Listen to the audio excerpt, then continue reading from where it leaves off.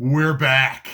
What's happening, everybody? Justin, Bridgewater's Finest on YouTube, Blockbuster_guy on Twitter, fueled as always by the incredible folks at Nerd Tees, the Canadian Football League Pick Show, season numero dos. We are underway. This episode, a double wide edition. Not only is it your season preview, but also serves for your week one picks, because I'm not a coward and I can make my picks now, unlike Vegas, who can't put up their lines yet. So once we get to the week one picks, it's going to be a little weird because there's no spreads and there's no totals yet because Vegas are...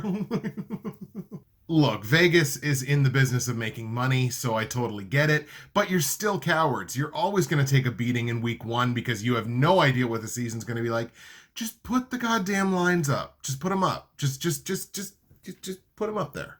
Also, you may have noticed, your boy's not wearing glasses anymore. That's because I'm apparently a superhero with incredible eyes that have actually fixed themselves in the, 8 years since I've had to wear glasses. More on that, I guess that's probably a subject for a different video. But yeah, in short, I'm a superhero, and I'm better than the X-Men. But I would be remiss if I didn't take an extra second to just Barry Horowitz myself there, pat myself on the back. Last season, going 150, 106, and 2 across all bets in the CFL was a really strong season for me, just under 60% across the board last season. 64% straight up, 57% against the spread. I'm fairly proud of both of those numbers. I'd like them both to get higher, and when we talk about my goals for this upcoming season, once we get to the week one picks, we can elaborate on that a little more. The CFL videos on the channel were viewed over 5,700 times last season. It's a pretty good number for a channel of my size, averaging over 250 views every single week. And the most viewed episode of the CFL show last season eclipsed the majority of my NFL shows from last season. So you guys, the CFL fans, the football fans, you guys came to play in my first season. I got to step my game up to match you guys, and that's why I'm doubling down for season 2. So before we know where we're going, we got to know where we've been. I'm going to throw up the CFL standings from last season. You'll see them on your screen right now. So from last season, you had the Ottawa REDBLACKS in the East Division. They won the division at 11-7, scored a few more points than they allowed, had a solid home season, did their job on the road, but the difference was they were very good against the other teams in the East, a 6-2 division record there. Hamilton, Montreal, and Toronto all finishing above par, I guess, or I guess below par. It's weird. It's a golf reference. It doesn't particularly work.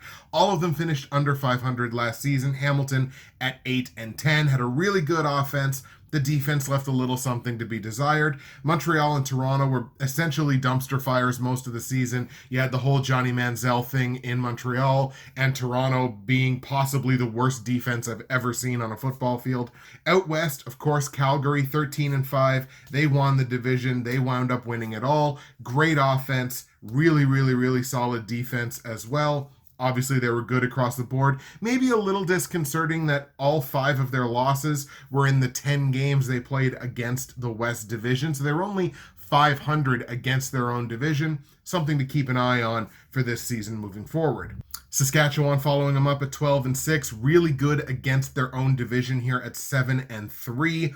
Winnipeg above 500, BC and Edmonton all winding up at least 500 football. Definitely concerning for the teams at the bottom of that grid there in the West. BC and Edmonton could barely win a road game to save their souls this year. So definitely something that, look, it's easy to pick out where the areas of improvement are. So moving from last season's results to the off-season this year, there's been a ton of movement in the CFL this season, and that's fairly typical of a small league, a number of elite players. There tends to be a decent amount of movement, but I think there were seismic shifts in the CFL this season in terms of the free agency. Now look, it would be totally against my wishes for my viewership to sit here and go over every single significant ad that was done by each team, but I am going to highlight at least one on offense and one on defense for each team in the CFL, people that they brought in to change the landscape of their teams. Except for one,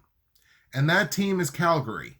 The team that was basically the best right from the beginning last year. They had no significant additions in free agency. They had a number of free agents leave, but in terms of significant pieces that they brought in, there was virtually nobody. So Calgary is going to be the very definition of a next man up situation for their team this year.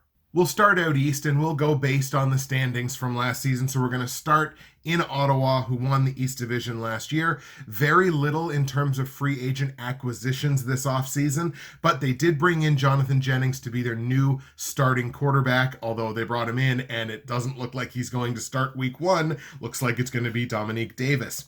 But Jonathan Jennings, he is on the team now, 26 years old, 67.4% completion percentage from last season, 1,628 yards, 8 touchdowns, 7 picks, not exactly great numbers. Now, he did add 36 carries for 226 rush yards, and he did only play in 10 games last year. So over a full season, if he was starting for the full season, which it looks like he's not going to, but over a full season, he would have time to improve those numbers. He came over from the BC Lions, and get used to hearing that. The Red Blacks did also add international defensive back Chris Randall. He's a 30-year-old cornerback, 57 tackles from last year. He did also pick off 2 passes for the Winnipeg Blue Bombers on defense last year. So really not that much in terms of additions for the Red Blacks. We go to Hamilton now. They did add to their run game, signing international running back Cameron Marshall. He had 34 carries, 220 rush yards last season, which doesn't sound like much, but he only played in 3 games. So he came over from the Saskatchewan Roughriders, and I think if he's given the ball and really given an opportunity to shine in Hamilton, I think he could really do some damage on the ground this year. They really added on the defensive side. Their defensive adds highlighted by Jagarad Davis, who's an international defensive lineman. He came over from Calgary and also, get used to hearing that, Davis, 28 years old, 59 tackles last season, picked off 2 passes as a D lineman, and recorded 7 sacks. This guy is a do-it-all defensive player on the defensive line, really makes that Hamilton line better. The Montreal Alouettes made 5 significant free agent acquisitions this season, highlighted on the offensive side by running back Jeremiah Johnson. Had 633 yards last season running as a 31-year-old. He is now 32, so of course there are going to be questions about when are you going to break down. 120 carries, as I mentioned, 633 yards, found the end zone 5 times. Also caught 40 passes last year for over 300 receiving yards. He comes over from the BC Lions, and I think he is really in position to make an impact with this team. They also added Devier Posey, who again was the Grey Cup MVP a few years back. They also got better on their offensive line, signing Spencer Wilson. He comes over from Calgary. Spencer Wilson played 17 games last season for Calgary, and Calgary was the number 1 pass protect offensive line in the CFL last season. One of Montreal's big problems, and a small part of the reason, I think, why Johnny Manziel really didn't have much of a chance to succeed in the CFL. A lot of that was self-inflicted, but a little bit of it was Montreal's line was not very good. So they took a step to improve their offensive line this season, bringing in Spencer Wilson. They added on the defensive side a couple of high tackle players, Bo Lacombo at linebacker and Taylor Loeffler in the secondary. Montreal got better on both sides of the football. They did exactly what you need to do in free agency. The Toronto Argos took steps to get better on the offensive side of the ball. Now, this was a team that did score some points last year, but I mean, the defense was the real problem in Toronto, and they didn't really do a ton, as far as I'm concerned, to really address that this season. Now, they did add defensive lineman Sean Lemon. He comes over from the BC Lions. He had 11 sacks last year.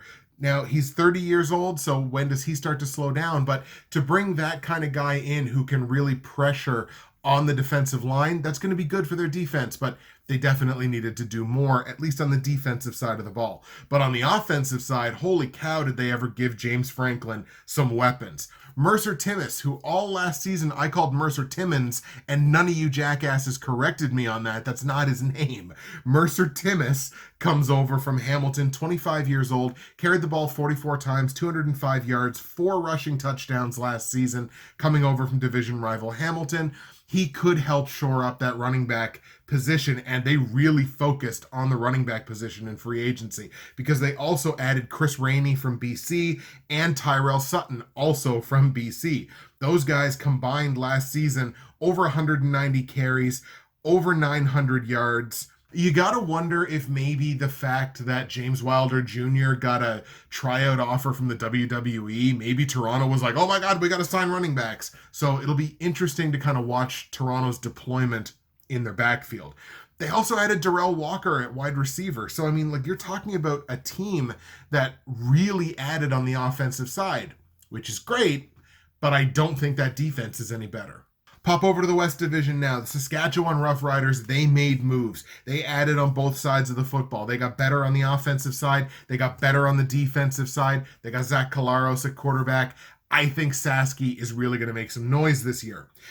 William Powell, one of the biggest big fish free agents in the CFL this past season, 1,300-yard rusher, scored 6 rushing touchdowns, added 319 yards receiving and 2 receiving touchdowns, one of the biggest weapons in the CFL. He is now in the green and white. They also added Manny Arsenault. He was a 550-yard receiver last season. And on the defensive side, A.C. Leonard and Mika Johnson on the defensive line. They come over from Ottawa and Calgary, respectively. Those two players combined for 20 quarterback sacks last season. They will fill the hole that is left by Willie Jefferson, who is no longer in Sasky. Saskatchewan may have improved their team the most this offseason.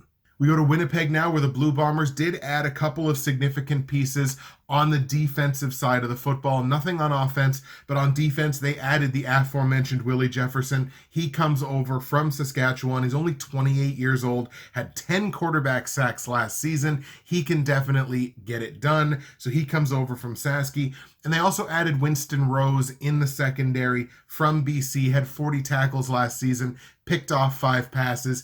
But you want to talk about big fish. The BC Lions, despite all the good players that they did let go this offseason, they got the big fish. And the big fish was Mike Riley. In fact, they pillaged the Edmonton Eskimos this offseason. Not only did they sign Mike Riley, who had over 5,500 passing yards last year, 30 touchdowns, 13 rushing touchdowns because he's just the short yardage machine and cannot be stopped. They also added Chris Edwards and Aaron Grimes on the defensive side, both from Edmonton's secondary. They combined for 113 tackles last season, combined for 5 interceptions. They can make plays in that secondary. So just BC just cherry picking the players that they wanted, it seems, from the Edmonton Eskimos. They also added John White at running back. He's only 27 years old, had a 400-yard rushing season last year with Hamilton. They brought on Daron Carter. Not a great season, but he's got 27 career touchdowns in the CFL. He is a guy that can make a big play. And we end things off with Edmonton, and in kind of the same way that BC pillaged Edmonton, Edmonton kind of looked to the east and said, hey, Ottawa, we like that quarterback. We need a new quarterback. Hello, Trevor Harris. Oh, you got his best receiver? Okay. Hello, Greg Ellingson. So they brought over both Harris and Ellingson from Ottawa. You got to imagine instant chemistry there on the offensive side of the ball. They also brought in Tavares Daniels from Calgary, had a pretty good season, got good looks in terms of injury relief, almost 750 yards receiving last year, and he's only 26. The Eskies brought in a couple of high tackle linebackers in Larry Dean and Jovan Santos Knox. They came from Hamilton and Winnipeg respectively. They brought in help in their secondary to, I guess, sort of try to alleviate the fact that they lost Edwards and Grimes to BC. So Edmonton did bring in a number of new pieces, and it's a large number of new additions. We're going to cap off the season preview with 2 more things. The first thing is taking a look at impact players, just the sheer number of players that I consider to be impact players, both on the offensive side and on the defensive side. And then we're going to hit you with my season record predictions. I'm going to lay down the full record predictions for the CFL for the 2019 season, who I think is going to win the divisions, set up some playoff matchups for you. So, impact players. When I talk about impact players, it's a small league. I'm looking at it this way. As a quarterback, did you finish top 3 in one category that I'm going to look at? As a running back, did you finish top 5? That's pretty well, top half of the league. As a receiver, did you finish top 10? Or as a defensive player, did you finish top 10? So in terms of offensive players, I looked at pass yardage, pass touchdowns, rush yardage, rush touchdowns, receiving yards, receiving touchdowns, and receptions. So those were all the areas that I kind of looked at in terms of impact players on the offensive side of the football. And from a team total, Hamilton leads the way with 8 players. BC now sits with 6. Toronto, surprisingly, now sits with 6. And we talked about like how good that Toronto offense is probably going to be this year. But again, that wasn't really their problem, but there you go. So you're talking about having as many impact players as the BC Lions, who now have Mike Riley, and more than virtually the rest of the league. Winnipeg's got 5. Calgary now only has 4. So we're talking about a top 3 quarterback, top 5 running back, top 10 receiver, or I guess defensive players we're not looking at yet, but a top 10 receiver, top 5 back, or a top 3 quarterback. Calgary, they've only got 4 that wind up showing up on that list, and not gonna lie, 3 of them are Bo Levi Mitchell. The Eskies have 4. Saskatchewan only has 2, so that kind of goes against my feeling like, oh man, this is going to be a really incredible team this year. They've only got 2. Ottawa's only got 2. Montreal pulling up the rear with 1.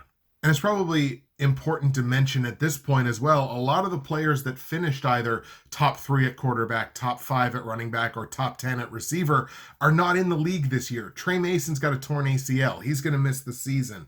Daquille Williams and Deontay Spencer are pursuing opportunities in the NFL, so they're not there anymore. Weston Dressler remains a free agent. Now, on the defensive side, like I mentioned, I'm looking at if you're an impact player, you got to have finished top 10 somewhere in the stat categories, basically, that I was looking at. Looked at defensive tackles, defensive sacks, as well as defensive interceptions. So we're talking about making big impact plays for your team that could change the context of a whole game.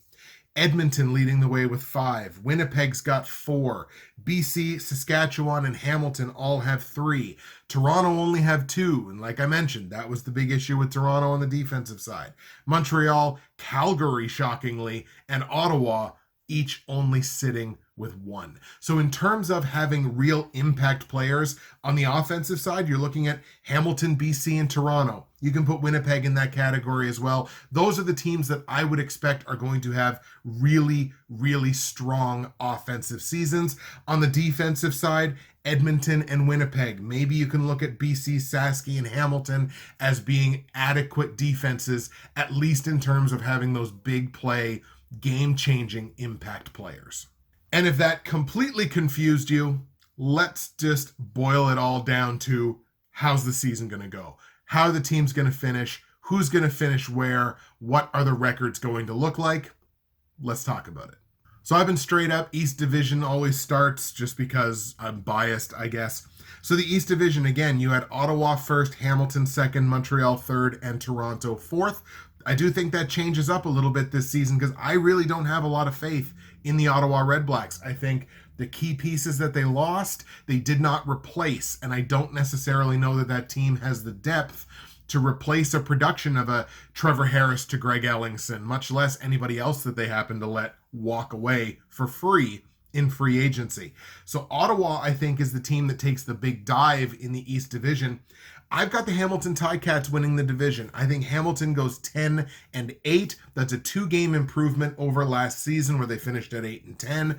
I think they win the East Division. The East Division is going to be weak again this season. I mean, Montreal and Toronto have not improved things enough to say like, oh man, these guys are real contenders. But with that said about Montreal, I've got Montreal leapfrogging Ottawa. That just shows I have no faith whatsoever in Ottawa. I've got Montreal finishing this season at 7-11, making the playoffs. Hello. I think they make the playoffs at 7-11. It's again a 2-game increase from last year where they only had 5 wins. I've got Ottawa falling 5 wins all the way down to 6-12, third place in the East Division. I don't think Ottawa makes the playoffs this year. Toronto, I think they're still going to pull up the rear in this division. I'm going to say that they're going to be a little bit better. They're 5-13 is the record that I've given them. That's a 1-game improvement over last year. They still have not fixed that defense. It will probably once again be the worst defense in the CFL. Yes, they can score a lot of points, but they can't stop anybody. Moving on to the West Division, do I see Calgary repeating as West Division champions? No, I do not. The Saskatchewan Roughriders, I have them improving 1 game this season, 13-5 over last year, and I've got Sasky winning the West Division, and Sasky might just be my front runner to win the whole thing. Look, I've still got Calgary second place in the West. I've got them finishing 12-6. It's a 1-game regression from last year. This is still a really good team. This is still Bo Levi Mitchell's team. There's still weapons on this football team. So it's not like they're just going to fall off the face of the earth, because they're not. But I don't think they win the division. Sasky has done enough for me that I've got the Roughriders top of the West. Winnipeg and BC, I think, are both teams that improved in this offseason. Winnipeg on the defensive side of the ball almost exclusively. BC almost exclusively on the offensive side of the ball. But I think they're both better teams than they were a season ago. I've got both teams increasing their win totals by 1 apiece. Winnipeg at 11-7, BC at 10-8. And I do have Edmonton taking a little bit of a fall. I think they regress by 2 games this year. Really tough to replace a guy like Mike Riley. I know Trevor Harris and Greg Ellingson are going to do their best there, but I just don't see Edmonton doing as well even as they did last year. I've got Edmonton pulling up the rear in the West Division at 7-11. It's a 2-game regression from 2018. That would leave us, I believe, with first-round playoff matchups of Winnipeg going to Calgary and BC going to Montreal. BC to Montreal is a really interesting matchup there, because I think BC is a better football team, but man, they got to figure out how to win a game on the road. If they haven't figured that out, it doesn't matter if you bring in a guy like Mike Riley, who, by the way, was also only 2-7 on the road last year.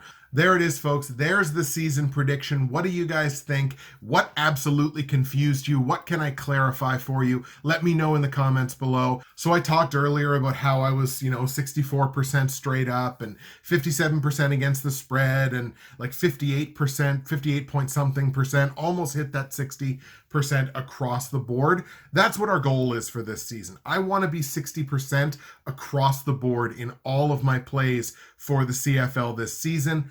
Individually, straight up, I want to hit 70%. That's an ambitious jump, but I want to hit 70% straight up. I don't think there's any reason why I can't get there. So I want to hit 70% straight up, and I want to hit 60% against the spread. If you're betting 60% against the spread, you're making some money. So that's where I want to be, 60% against the spread. And on the totals, if I'm above 50%, I'm happy. Simply because anybody knows, if they've watched my football shows before, I really struggle on totals. They're kind of a coin flip anyway, but I do really struggle on them. Our week 1 schedule looks like this. We've got Saskatchewan traveling to Hamilton to take on the Ticats. We've got Montreal traveling to Edmonton to take on the Eskimos. Ottawa travels to Calgary to take on the Stampeders, and Winnipeg travels to BC to take on the Lions. Toronto gets the unfortunate week 1 bye like Ottawa got last year. So obviously, since there's no statistics for this season to really look at, nothing like, oh, this happened last week, and oh, this guy had a huge game last week, what we're going to look at here is we're going to kind of look at last season. How did teams do either against, like if it's a divisional game, how did they do against the division? If it's an interdivisional game, how did they do against the other division? How did they do in their situation at home or on the road? How many key additions did they have? What side of the ball? How many key losses? What side of the ball? And their biggest week 1 question marks, in my opinion. But before we get into the week 1 picks, I should always take a moment to pump the tires of my good friends at NerdTees. Nerdtees.ca. Use that promo code BWFinest. It's going to save you 15% at checkout. Free shipping in Canada on any order over $75. If it's in the US, you get 2 clicks of a button. Hey, everything's in US dollars. You get a great conversion on the US dollar. Otherwise, find yourself something to love, folks. I've been telling you for years now. Find yourself something to love, or find someone you love something to love, And you can do it on nerdtees.ca. Cheers. Here we go. Saski traveling to Hamilton to take on the Ticats. Last season, Saskatchewan 5-3 against the East Division, which is where Hamilton is. They were also 6-3 on the road last year, so a very solid team away from their own building. Saski, 5 key additions in the offseason, 2 on the offensive side, 3 on the defensive side. You always like to see that balance. In terms of key players that they lost, I thought it was only 2, and it's 1 on each side of the football. In general, I feel like that team, like I mentioned earlier, has gotten better. The biggest week 1 question mark for me for Saskatchewan, again, since they're better on both sides of the ball and Calgary has regressed, is the best team in the CFL label on the table for this Saskatchewan team. I want to see them come out and dominate in week 1, make a statement that, yes, we are now the team to beat in this league. I think that is very much on the table. I got to see it in week 1. Hamilton struggled like most of the East teams a little bit against the West last season, only 4-6, but hey, to pick up 4 wins against the West Division, it's not exactly what you'd call a failure. Didn't quite get the job done away from home either, only 4-5, little bit under 500. They added 4 key pieces in the offseason, 3 of those 4 pieces being on the defensive side. They also lost 4, 2 on offense and 2 on defense. My biggest week 1 question mark for Hamilton lies in the fact that their division should be theirs. I think they're the team to beat in the East Division now, but is this team any better than it was in 2018? I don't necessarily know that this team is better than the team we saw last year, and if they're not, could one of those teams behind them literally sneak up on them? If this is only an 8-10 football team or a 9-9 football team, if another team in the East gets off to a hot start, maybe they could catch them. Second game, Montreal traveling to Edmonton to take on the Eskimos. Last season against the West Division, the Alouettes were a putrid 1-9, and they were only 3-6 away from their home building. So not exactly a great season away from home and a terrible season against the other division. However, Montreal adding 5 key pieces in free agency, 3 on the offense, 2 on the defense. I think this is actually a bit of an underrated defense. I don't think enough people are talking about Montreal on the defensive side of the ball. And they really didn't lose anyone of great significance in this offseason. So this is a Montreal team that is tangibly better. Their biggest week 1 question mark, as far as I'm concerned, even though they've got those weapons now on both sides of the football, they just had a coaching change. Sherman is out. Kahari Jones is in, and is Kahari Jones the right coach to take Montreal that next step, take them to that next level, maybe even into the playoffs this season? So I want to see in week 1 whether Kahari Jones is the right guy with his play calling, with his deployment, everything. I want to see if he's the right guy. Edmonton 4-4 last season against a relatively weak East Division, so that's not exactly something that jumps off the page. What does jump off the page is the fact that they were 7-2 last season in their own building. That's obviously a really good record. They did add 8 key free agents in the offseason, 4 on the offensive side, 4 on the defensive side. They did lose 4, and they were pretty significant pieces, obviously, certainly Mike Riley. My biggest week 1 question mark for the Eskimos is, with all of these new faces, does Trevor Harris to Greg Ellingson translate in Edmonton? We know it translated in Ottawa. Excellent season for the 2 of them. But does that now translate in Edmonton? We've got Ottawa traveling to Calgary. Ottawa only 5-5 against the West Division last season, and only 5-4 away from home. That's what I would call doing your job away from your own building. Winning 5 of the 9 games that you played. 5-5 against the West, it's a fairly decent season. Ottawa adding 2 key pieces in free agency, 1 on the offensive side, 1 on the defensive side, but they lost 5 key pieces, of course, highlighted by Trevor Harris and Greg Ellingson. 3 on the offensive side, 2 on the defensive side. My biggest week 1 question mark for Ottawa is, with all the departures, who steps up? And where does the optimism come from on this team? Is it Dominique Davis? Is it the fact that you've got a Jonathan Jennings now lined up who could take over at the quarterback position if Davis falters? Where's the optimism around this Ottawa REDBLACKS team? Because I'm having a hard time finding it. For Calgary, a perfect 8-0 against the East Division last season, 7-2 record at home. You can't ask for too much more than that. Like we mentioned, they didn't add anybody in free agency, but they did certainly lose 3 key pieces on the offensive side, 2 of them being offensive linemen, and 2 on the defensive side. And that's where my big week 1 question mark comes from. There will be no more interesting offensive line in the CFL this season to me than Calgary. You lose 2 pieces that played a key role for you, including your starting right tackle from the Grey Cup. No longer on this team. Is this offensive line as good as it was last season? If it isn't, I said a few times last year that the more pressure Bo Levi Mitchell got, he almost turned into a sieve. So if he's facing more pressure from defensive lines this season, does he have the same kind of results? I don't necessarily think so. In the 4th and final matchup, Winnipeg traveling to BC, Blue Bombers taking on the Lions. Winnipeg only 4-6 against the West Division last year. This is the only divisional matchup this week. So only 4-6 against the West and only 4-5 away from home. Doesn't exactly set them up with an easy path in the first week. They had 2 key additions on the defensive side in the offseason, but had 3 key departures, all on the defensive side in the offseason. My biggest week 1 question surrounding the Blue Bombers.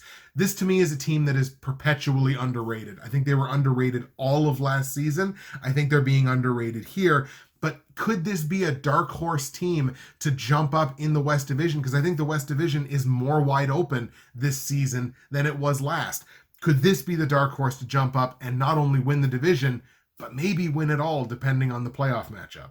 A great way of proving that would be going into BC and picking up a week 1 win against the Lions. The Lions also only 4-6 last season against the West Division, but they were 7-2 in their own building, and Mike Riley was 7-2 at home with Edmonton last year. 5 key additions, 3 on the offensive side, 2 on the defensive side, but this is the team that unquestionably took the biggest hit in free agency. 12 significant pieces coming off of this team from last season, including 7 on the offensive side of the football. Obviously, my week 1 question for BC, it's self-evident. We're going to answer the question even right away in week 1, how much is too much to get Mike Riley? Because what we know is that's what the cost was. 12 players jumping ship in order to bring in a guy like Mike Riley. So how much is too much? I get the feeling we're going to find out in week 1. So like I mentioned earlier, because Vegas are a bunch of scaredy pants cowards, there are no lines and there are no totals at this time for these games. So here's what we're going to do. I'm going to give you my straight up pick. I'm going to take my 4 straight up picks as a pick'em, because as far as I know, it's a pick'em because there's no lines because Vegas are cowards. This is your fault. And I'm going to tell you my general feeling about whether I think a game is going to go over or under.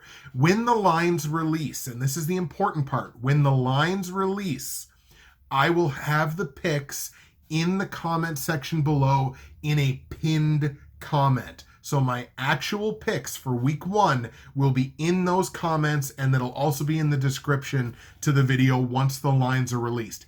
They may not get released until Wednesday. First game, I think, is on Thursday. So they may not get released until then. But when they are released, I will make the picks based on that. They'll be in that comment, and they'll be in the description below. So, week 1 picks, straight up. I'm going to take Sasky to go into Hamilton, hang a loss on the Ticats in week 1. So I'm taking Sasky as a pick'em, I guess. And my general feeling there is that game goes under. I think it's 2 fairly decent defenses, 2 defenses that made additions in this offseason. So I'm going to stick with the under. My upset of the week, I guess, this is not a regular segment, but my upset of the week is going to be Montreal going into Edmonton and hanging a loss on the Eskimos in Edmonton in week 1. So Montreal is a pick'em. I think that game goes over. Lots of offensive talent now on both teams and both sides of the ball, but I feel like the offense is just going to win out there. My general feeling is take the over.